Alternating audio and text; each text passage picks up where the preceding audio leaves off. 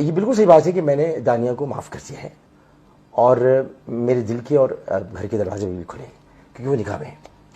نکاح بھی تنسیق میں نکاح کا دعویٰ ہوا ہے, نکاح ختم نہیں ہوا. پی ٹی آئی کا ذکر سے آیا کہ آج مجھے پتہ چلا, بہت دکھ ہوا مجھے, اتنا دکھ ہوا کہ میں آپ کو بتا نہیں سکتا. ہم نے ساتھ کھانا کھایا تھا, ساتھ پانی پیا تھا, ہم ساتھ رہتے تھے. خان صاحب کی میں بہت عزت کرتا ہوں اور آج بھی کرتا ہوں, لیکن آج مجھے پتہ چلا کہ ایف آئی اے کے لوگوں نے بتایا کہ اس پوری کردار کشی کی مہم کے پیچھے فواد چودھری کا ایک ٹولہ تھا اور فواد چودھری کا تعلق پی ٹی آئی سے. انہوں نے کس کو خوش کرنے کے لیے کیا یہ تو مجھ کو نہیں معلوم, لیکن فواد چودھری نے جو کیا ہے یہ میں آپ کو بتا دوں کہ فواد چودھری کہاں جائے گا. یہ حدود الہی میں گھسنا ہے. آپ کسی میری عادت نہیں کہ میں کسی کی کردار کشی کروں, اور کل آپ نے میرا کردار سب نے دیکھ لیا ہے. میرا جو کردار تھا جو میں کل پھٹ پڑا, اچھا وہ پھٹ گیا کہ آپ کو پتہ چل گیا میں کس طرح کا انسان. نہ میں کردار کشی کرتا ہوں, نہ ہی میں یہ اب کسی کے خوابگاہ میں گھس کر اس کی وہ باتیں جو کہ راز کی باتیں. مولا علی فرماتے ہیں کہ کسی کا راز تلاش مت کرو, مل جائے تو فاش مت کرو. تو میں اسٹاکر نہیں ہوں, میں اسٹاکنگ نہیں کرتا. میری 2 بیویاں کرتی تھی اسٹاکنگ, لیکن میں نہیں کرتا. اسے کہ اسٹاکنگ کرنا بری بات ہے. کسی کی تاک جھانک کرنا, اس کے بارے میں جاننا, ٹو لگانا, یہ سب بری بات ہے. اللہ تعالیٰ نے منع کیا ہے. میں بہت کچھ کہہ سکتا ہوں, میں بتا سکتا ہوں خان صاحب کے بارے میں کہ ان کی شادی کا کیا معاملہ تھا. میں بہت کچھ کہہ سکتا ہوں فواد کے بارے میں. میں کافی کچھ بتا سکتا ہوں علی زدی کے بارے میں. آپ کو تو نہیں پتا ہوگا علی زدی کی 2 بیویاں ہیں, لیکن میں بتا سکتا ہوں. اسی طرح بہت ساری باتیں, لیکن میں ایسا نہیں ہوں کہ میں ایسی باتیں کروں آپ کے سامنے کہ جس سے آپ کو تکلیف ہو. اور آپ کو کیا تکلیف ہوگی اللہ تعالیٰ کو گوارا نہیں ہے. تو میں یہ باتیں نہیں کرنا چاہتا, لیکن یہ کہنا ضرور چاہوں گا کہ آپ نے اچھا نہیں کیا.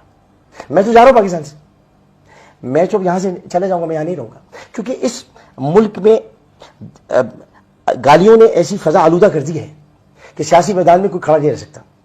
حالانکہ یہ مجھے ہرا نہیں سکتے. میں کراچی کے مہاجر علاقے سے کھڑا ہوں گا اگر کھڑا بھی ہوتا, ان کا باپ نہیں ہرا سکتا مجھ کو. لیکن میں اسے اتنا بتانا چاہتا ہوں کہ آپ نے فضا اتنی آلودہ کر دی ہے, اتنا آپ نے اس کے اندر خرابی پیدا کر دی ہے جو خرابی بسیار سے بھی نہیں ہوتی. اتنا آپ نے ماحول کو تلخ کر دیا ہے کہ تلخی چاروں جانب ہے. اب یہ پاکستان ایسا تھا کہ آپ کیا کہا کہ امریکی سازش, کون سی سازش؟ یہ جو میرے خلاف ہوئی ہے امریکی سازش تھی کیا؟ کچھ نہیں. جب آپ کے پاس عوام میں جانے کے لیے کچھ نہیں ہوتا, میں تو تھا نا, ہم کیا کہتے ہیں کہ ہم نے عوام کے لیے کیا کیا؟ ہم نے عوام کے لیے کچھ نہیں کیا. ہم مہنگائی تک تو ختم نہیں کر سکے, ہم سڑکیں نہیں بنوا سکے, ہم اور کام نہیں کر سکے, تو ہم کیسے ووٹ مانگتے دوبارہ؟ اسی لیے فوری طور پر یہ شوشہ چھوڑا گیا اور فوری طور پر انتخابات کا مطالبہ بھی کیا گیا تاکہ مقبولیت ویسی ہو اور ووٹ پڑ جائے. خیر یہ سیاسی بات ہے, لیکن میں پاکستان سے اب جا رہا ہوں.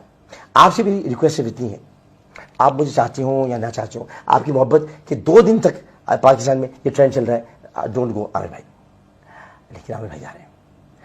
عامر بھائی اس لیے جا رہے ہیں کہ عامر بھائی کا دل بہت دکھا ہے. ان کے 24 سال اور آپ لوگوں کا ان کے ساتھ سلوک, آپ نے ان کے اوپر میمز بنائی, آپ نے عامر بھائی کے ساتھ زیادتی کی بہت, آپ نے ان کا مذاق اڑایا, آپ نے ان کے علم پر تو آپ انگلی نہیں اٹھا سکتے تھے, آپ نے ان کے کردار پر انگلی اٹھائی. آپ لوگ اتنا نہیں جانتے جتنا میں جانتا ہوں, لیکن آپ بہت ساری باتیں ایسی کہتے رہے جو نامناسب تھیں. میں ہنس کے ٹالتا رہا, میں ہنس کے سہتا رہا, کیونکہ میں ہر خوشی کو غم میں, ہر غم کو خوشی میں اڑا گیا. میں نے کسی کی تکلیف کو محسوس کیا, اپنی تکلیف کو محسوس نہیں کیا.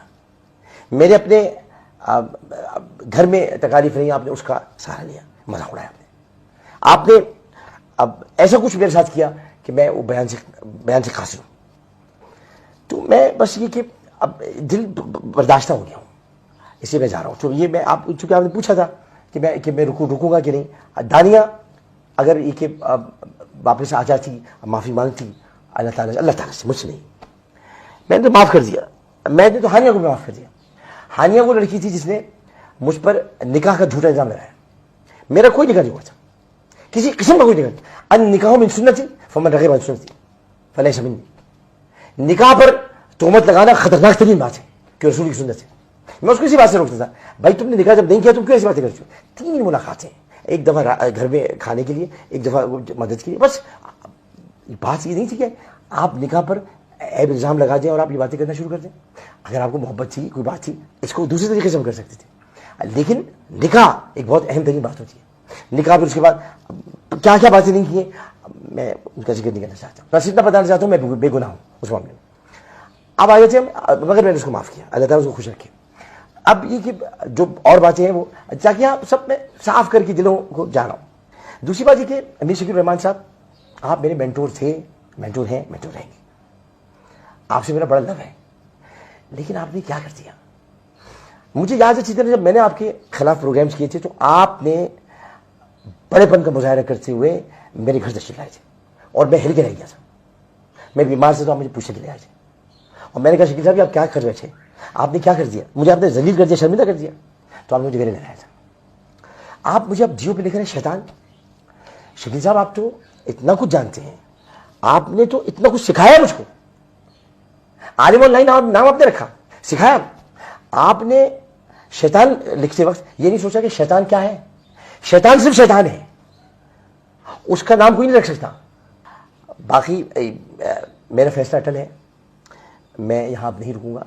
लेकिन मुझे थोड़ा टाइम इसलिए लगेगा क्योंकि मैं अपनी घर का सौदा करना है, मुझे अपनी जो है वो बच्चों के लिए चीज़ें बैंक बैलेंस छोड़ के जाना है, मुझे अभी के अपनी गाड़ी वगैरह बेचनी है। दानिया की अगर वापसी होती तो मैं नहीं चाहता। वापसी से मुराद ये थी कि वापसी मेरी तरफ नहीं, मुझे जरूरत नहीं, वापसी होती है अल्लाह की तरफ। उन तमाम बातों से अल्लाह की पनाह मांगती वापसी, जो उसने हुदूदुल्लाह में दाखिल होने की कोशिश की। शौहर की वीडियो निकाल दी, दर्द बहुत है, दर्द बहुत है, लेकिन चूंकि निकाह में इसलिए दर्द कम है, माफी कर दे, माफी उसके लिए जायज मेरी तरफ से, क्योंकि वो छोटी है और उसको गंदगी से निकाला था। जिंदगी आमद बराए बंदगी, जिंदगी में बंदगी शर्मिंदगी, तो उसको गंदगी से निकाला था, उसको गंदगी से निकाल के अच्छी जगह लेकर आए थे। ये अब जो जादू टोना, और मैं उसको कहता था वहां ज्यादा मत रुको, आ जाए करो। अब लोग खुश नहीं होते हैं, लोग हसद करते हैं, लोग किसी के साथ जेकर खुश। आमिर लियाकत साहब, मैंने तो किसी को हवा नहीं लगने दी थी, ये कौन है। देखिए दुनिया में वो यही लोग अच्छे होते हैं।